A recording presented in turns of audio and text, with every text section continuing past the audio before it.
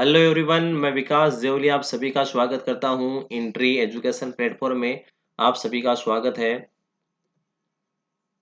आप बहुत सारे स्टूडेंट एग्जाम प्रिपरेशन के लिए विभिन्न प्रकार की गाइड्स, विभिन्न प्रकार की कोचिंग और कौन सी बुक्स पढ़ें, है ना। इन बातों पे बहुत ज़्यादा रह के मानसिक रूप से बहुत परेशान रहते हैं कि कौन सी गाइड पढ़ें, कौन सी कोचिंग करें, क्या करें। तो आपको घर बैठे ही एक बहुत ही unique content entry education platform available करवाती है। तो देर किस बात की है, मोबाइल के प्ले स्टोर से इंट्री लर्निंग एप्लीकेशन को इंस्टॉल कीजिएगा और फिर विभिन्न प्रकार की एग्जाम की प्रिपरेशन आप घर बैठे, वो भी इंडिया के टॉप एजुकेटर से, अपनी तैयारी को आप बहुत अच्छा बना सकते हो। तो आपको क्या करना है, इंट्री के जितने भी सोशल साइट्स हैं, सोशल लिंक्स हैं, इनको ज्वाइन कर लेना है और फिर आपकी तैयारी को बहुत शानदार तरीके से आप कर सकते हो। ठीक है, आज की इस क्लास में हम बात करने वाले हैं स्टूडेंट, आज की इस क्लास में हम बात करने वाले हैं, आज की इस क्लास में बात करने वाले हैं वर्बल और verbal and non verbal intelligence test. ठीक है, बहुत सिंपल सा टॉपिक है और इंपॉर्टेंट भी है। Verbal and non verbal intelligence test बुद्धि के कुछ इंपॉर्टेंट परीक्षण है, टेस्ट है, उसमें से लिया गया है, यानी बुद्धि का परीक्षण, टेस्ट, इंटेलिजेंस टेस्ट। और इंटेलिजेंस टेस्ट में भी, आईटी में इंटेलिजेंस टेस्ट बोल रहा हूं, इसके अंदर हम दो प्रकार के टेस्ट की बात करने वाले हैं। थोड़ा सा बेसिक जानने वाले हैं, इसको डिटेल से भी पढ़ेंगे। एक तो होता है वर्बल आईटी मतलब इंटेलिजेंस टेस्ट, और एक होता है नॉन वर्बल आईटी मतलब इंटेलिजेंस टेस्ट।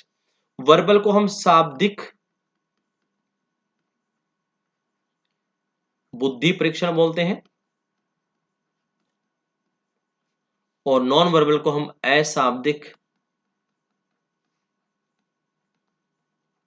बुद्धि परीक्षण बोलते हैं।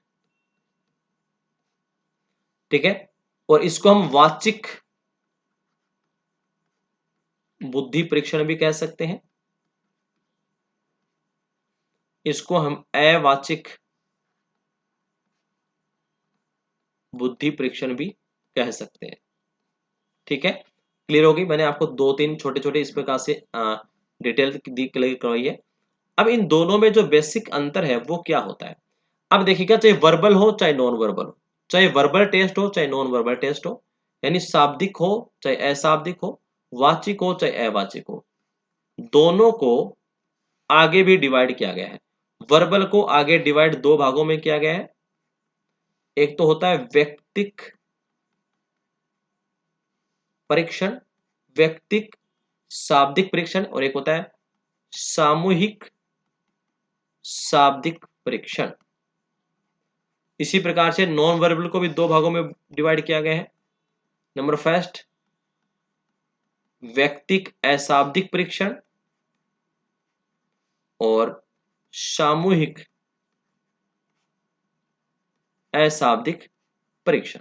ठीक है, अब इस बात को नोट डाउन करना, आप सिंपल भाषा में आपको बताने वाला हूं, देखिएगा बहुत इंपॉर्टेंट है।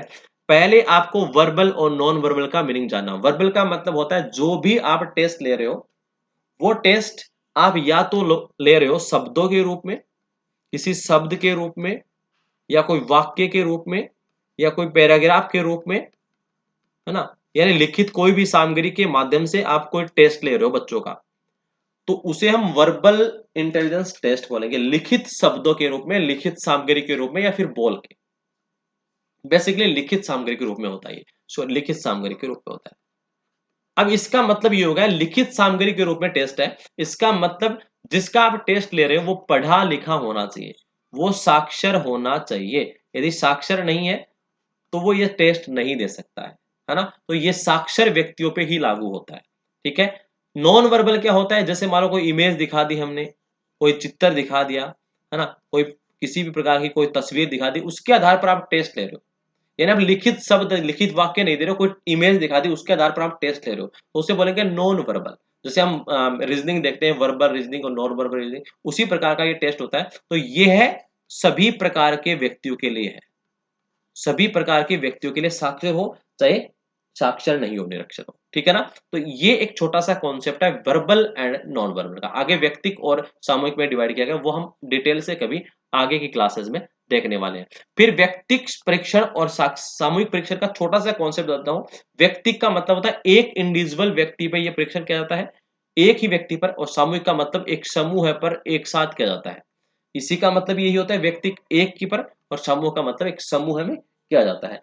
एक बात जरूर याद रखिएगा, सबसे पहला व्यक्तिक शाब्दिक परीक्षण कौन सा है? बिन्ने परीक्षण है। बिन्ने साइमन परीक्षण को सबसे पहला व्यक्तिक शाब्दिक परीक्षण कहते हैं, और सबसे पहला सामूहिक शाब्दिक परीक्षण आर्मी अल्फा और बीटा होता है। आर्मी मतलब एक समूह पे एक साथ परीक्षण किया जाए, एक साथ समूह पे एक साथ परीक्षण हो सके। क्लियर होगी बात?